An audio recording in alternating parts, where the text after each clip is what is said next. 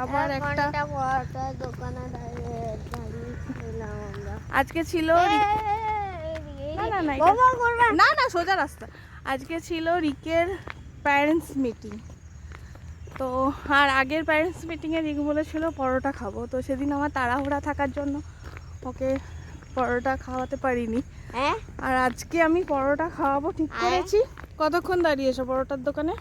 1 ঘন্টা থেকেও বেশি, 10 ঘন্টা। হ্যাঁ, তারপরে আমরা পরোটা নিয়ে এখন বাজে গেছি 8:30, এখন বাজে 10টা। বললাম রিক চল একটু হেঁটে হেঁটে পুরনো পাড়ায় যাই। রিক বলছে না কুকুর আছে, যাবো না। আগের দিন কুকুরে তাড়া করেছিল ওকে। আমার হাতের অ্যাক্সিডেন্টটা তেজ হয়ে গেছে। তো চলো। আর রাস্তা রিকু কত খেলেছিস এখানে গো? কই খেলেছি? দাদুর সাথে আসতে হেঁটে হেঁটে। মাঠে খেলছি। হ্যাঁ, তো হেঁটে কোন দিক দিয়ে যেতে?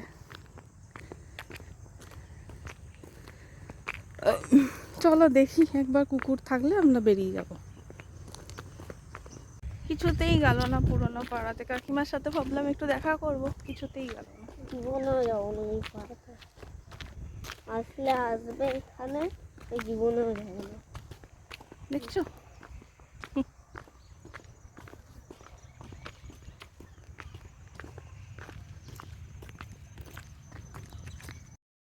স্কুল থেকে এসে রিকের জন্য তো পরোটা নিয়ে এসেছি, রিক খাবে পরোটা।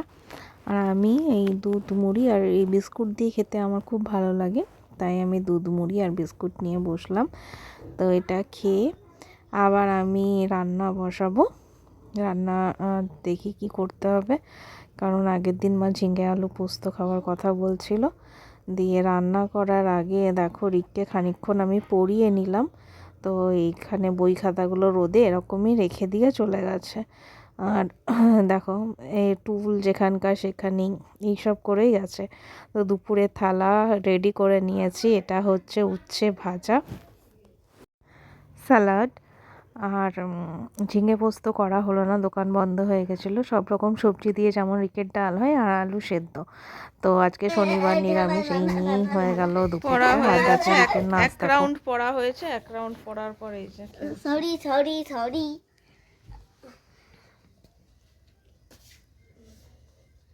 1 2 3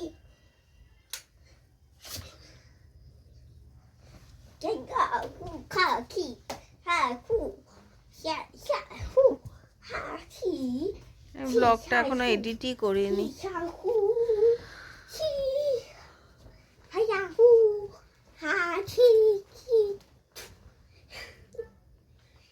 রিকের প্যারেন্টস মিটিংয়ে ম্যাম কি বলেছে আজকে? কতক্ষণ মোবাইল দেখতে বলেছে?